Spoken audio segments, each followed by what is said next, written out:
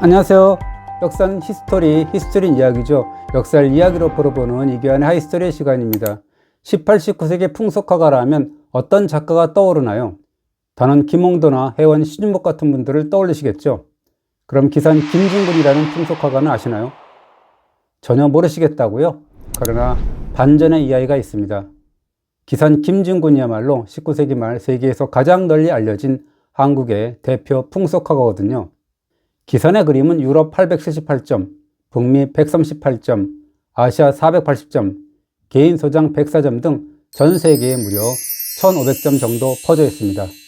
이미 1894년에서 95년 사이에 독일 함부르크 공예박물관에서 기산 김진군의 전람회가 열렸거든요. 100년이 훨씬 지난 2003년 3월 24일 뉴욕 크리스티 경매에서는 기산의 풍속도가 32만 달러, 즉 3억 8천만 원에 낙찰되었습니다. 2006년에는 캐나다 왕립 온타리오 박물관과 덴마크 국립박물관 등에서 기산 전시회가 잇따라 열렸고요. 그러나 정작 국내에서 기산 김진군은 어떻게 대접받을까요?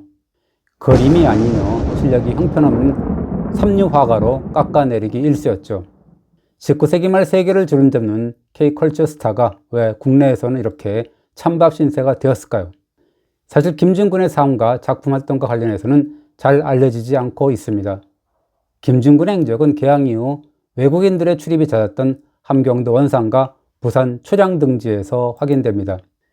기산 풍속도 가운데 조선 원산왕 김진군이라는 글과 함께 기산 김진군이라는 낙관이 찍힌 풍속도가 있습니다. 김진군의 행적은 부산 초량에서도 확인됩니다. 조미수호 통상조약 때 미국 측 수석대표였던 로버트 슈펠드의 딸 메리가 부산 초량에까지 달려가서 김진군에게 풍속도를 주문 구입했다라는 이야기가 전해집니다. 인류학자인 스튜어트 컬리는 1895년에 낸 책 한국의 놀이에서 그 그림 중 일부를 사파로 썼는데요. 컬리는 책의 서문에서 사파는 화가 기산의 채색과 일부를 충실하게 옮긴 것이라고 하면서 사파에 원하는 메리 슈펠드의 주문에 따라 1886년에 그린 것이라고 밝혔습니다. 그럼 어떻게 지방작가에 불과했던 기산 김진군의 명성이 그렇게 전국적으로 자자해졌을까요? 기산은 당시 교분을 맺고 있던 캐나다 출신 선교사인 제임스 게이를 통해서 서양인들에게 이름을 알렸을 겁니다. 조선의 풍물을 소개하고 싶었던 서양인들은 기산에게 조선의 풍속도를 주문했을 거고요.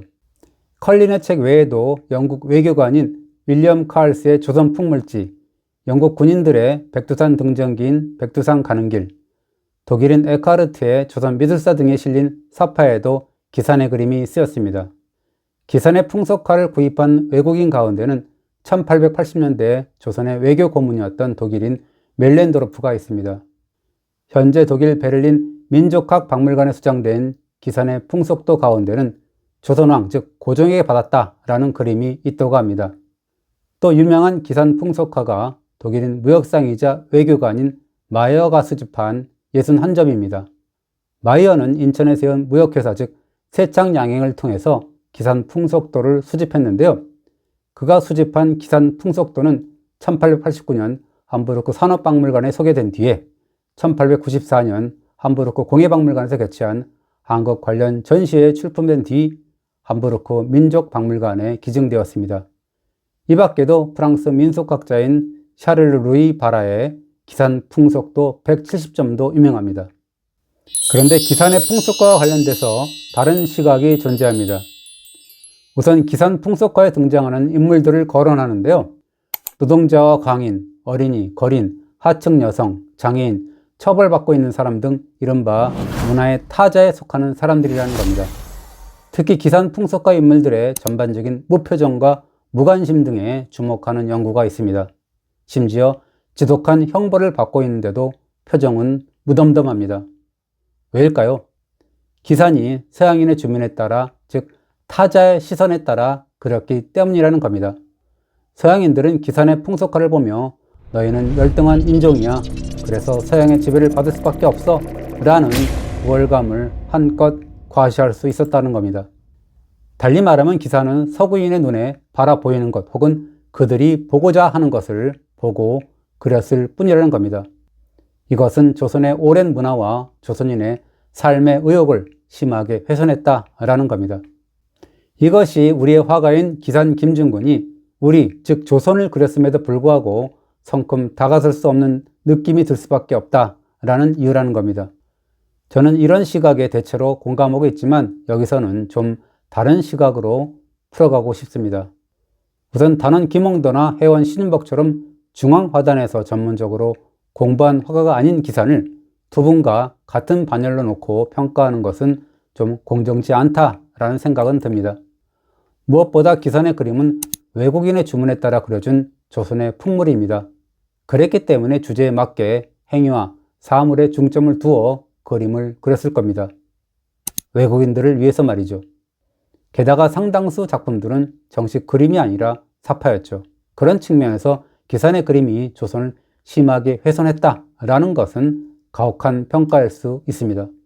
오히려 기산의 작품에서 19세기 말 조선의 생활사를 읽어낼 수 있다면 그 자체로 의미가 있지 않을까요? 우선 기산과 풍속화가의 레전드인 단원 김홍도의 작품을 한번 비교해 볼까요? 물론 기산이 단원의 그림을 참고로 그린 것은 사실입니다. 그러나 씨름을 주제로 한 단원과 기산의 작품은 긴장감이나 역동성 측면에서 차이가 있습니다. 그리고 단원의 점심과 기산의 농부 밥 먹고, 그리고 단원의 활 쏘기와 기산의 활 쏘는 모양 등의 작품도 다릅니다. 그러나 기산의 풍속도에도 나름 특장이 있습니다.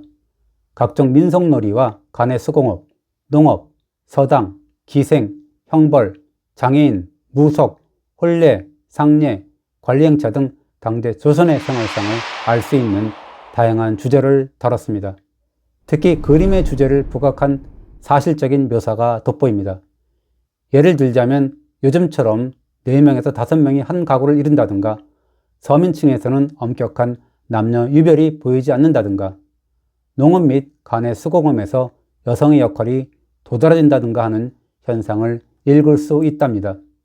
또 각종 생활용품의 제작 과정 묘사는 직접적인 사료의 가치를 지닙니다.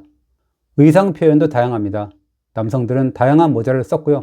남녀 구별 없이 머리띠를 즐겨 착용했습니다. 또 보녀자들이 노동할 때 일상적으로 머리수건을 쓰고 있었습니다. 남자들은 대부분 콧수염을 길렀고요. 또 주일부처의 경우 남성들이 사계절 휴대하고 있었던 것 같습니다. 담배때 또한 기녀와 아낙네는 물론 어린 여자아이까지도 즐겨 물고 있죠. 당시 담배가 남녀노소 구별 없는 기호품이었음을 알 수 있습니다. 먹을거리는 어떨까요? 김홍도의 씨름, 유숙의 대캐도에 이어서 기산 풍속도에서도 사람이 많이 모인 곳에서는 엿장수가 등장합니다. 조선시대 최고의 간식거리가 엿이었다는 사실을 알 수 있습니다. 또 중, 서당패, 건립패, 시각장애인 등 당시 하층민의 사회생활을 빠짐없이 기록하고 있습니다. 되풀이하면 스웨덴 계층의 삶을 빼놓지 않았다는 측면에서 보면 기산의 풍속도의 가치를 오히려 높이는 요소라 할 수 있겠습니다. 그리고 기산 김중근 하면 빼놓을 수 없는 작품이 있죠. 1895년 국내 최초로 번역된 서양 문학작품인 철로역정 조선어판 사파를 그렸다는 것입니다. 그런데 원책 그대로가 아니라 조선식으로 고쳐 그렸다는 것이 흥미롭습니다. 특히 갓쓴 기독교인과 갓쓴 예수님이 등장하는데요. 예컨대 갓쓴 예수님이 성령의 기름을 붓고 있는 장면이 있고요. 이것이 한국 최초로 그려진 한국인 형상이 예수상이고요. 또 한국 개신교 미술의 효시이고 조선 전통화법을 토대로 서양화법을 적용한 대표적인 사례라고 합니다. 그렇다면 기사는 왜 갓쓴 예수와 갓쓴 기독교인을 그렸을까요?